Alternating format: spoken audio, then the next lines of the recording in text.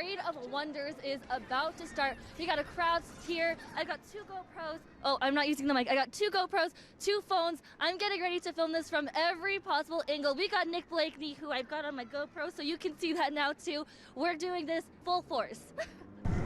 It started! It started! Happy Expo, everyone! It's my first parade.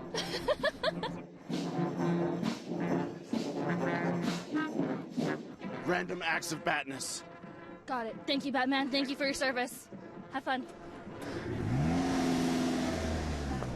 This is my first year, actually. My first year at the parade. I've been coming to Calgary Comic Con for 4 years, though, so I'm glad I finally made it. I'm from Saskatoon, so it's a big drive, big commitment. This is the first year I'm hitting all 4 days.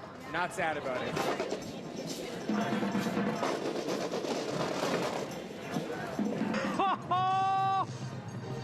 That is awesome. These conventions are our family reunions. Oh my god!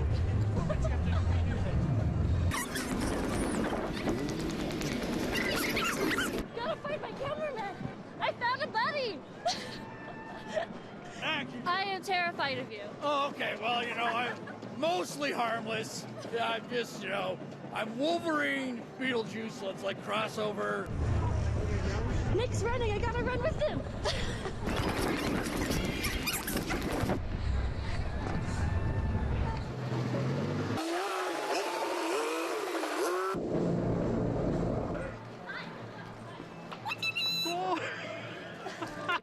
This is my favorite part already, the Star Wars stuff. Guys, it's Darth Vader. Oh my god. I'm gonna go. Hi. Okay, very cool. Got stormtroopers. Just gonna walk away real quick. Wow. Well, it's really nice meeting you. I'm a big fan. You're much taller in person. I know. I'm only 5'2", so yeah. So this parade is kicking off the whole weekend of the Calgary Comic Expo. I'm definitely going to have to bring a costume next year if I'm going to run around like this again in downtown Calgary at the Parade of Wonders. Kristen Fong, City News. So you'll say, do you have bear spray? I met a couple from Germany. I say, they go, oh no, we need bear spray for it. Well, you might run into a bear. Oh, not in town. I'm going, yes, in town. Black bears have been seen going for a stroll through town center. It's not uncommon to see bears here in Canmore, which is a popular tourist destination, as well as Banff, but the sudden increase in reports has experts warning people about bear safety. And knowing how to use the bear spray and carrying it with you, that's important even before you leave the house. But then when you're out there, the key things are making noise, and especially because we're going into berry season right now, the bears are so focused on eating that they don't pay attention to what's going on around them. So if we make lots of noise, we won't surprise them and startle them, and then they won't feel threatened. De Reuters says this time of year, bears are looking for food like dandelions or grass before berry season. That food just so happens to be close to the town and trails. And if you spot a bear, it's more likely to be a black bear than a grizzly. First and foremost, there's far more black bears around here than grizzly bears. Because we haven't really seen a lot of grizzly bears around town, that might be a reason why more black bears are closer to town, because when grizzly bears are in an area, they tend to keep the black bears away. They're bigger, stronger. Canmore and Banff see a number of tourists in the summer, so bear encounters can come as a shock to some. But for locals, running into some wildlife around town is nothing new. We do get quite a few bears around, usually not in town. I see this bride and her photographer, and they've got the incredible view down the valley to just that perfect view on the corner.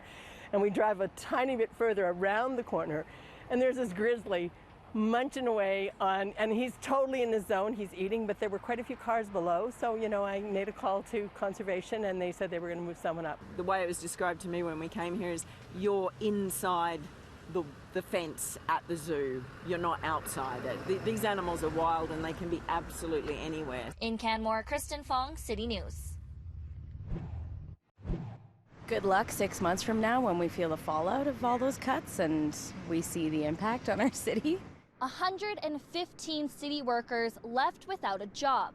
233 positions removed and cuts to 48 different lines of service in the city. The process of layoffs started Tuesday, the same day council approved the $60 million budget cut to essential services. They're cutting into necessary services. It's kind of upsetting that they're cutting jobs, and yet they're having the new arts going up, they're having the new convention center. Maybe they could have taken money from there. To say that because of the short time frame, the need for immediately cashable savings, that we went through as thorough a process as we could in accordance with council's principles. The majority of the cuts are to police, fire, and transit budgets. The union representing transit workers released a statement saying transit has taken a hit of about $9 million. We don't know exactly how transit will achieve that cut. It's really shifting around the way that we're delivering that service. I want to make it clear that there will be no reduction in frontline delivery of Calgary Transit access to our customers. We'll continue to move the same number of customers and they won't see an impact to their service. Even further of a disservice to them, the ones that need it the most to get to their jobs or to drop off their children at childcare or all of those things. So the people that need it most are not going to have access to it as much as they can. The changes to transit routes will come into effect in September. The cuts came a day after the city announced it will be spending $275 million on the new arena deal, partnered with the Flames. The Calgary and District Labour Council has released a statement saying the city is under a hiring freeze and we're cutting another $60 million on 5 months of budget. But we somehow have money for the Calgary Flames. It boggles the mind. The cuts aren't over. This will tie the city over for 2019, but councillors will be looking for further reductions just 4 months from now for the 2020 budget. In Calgary, Kristen Fong, City News.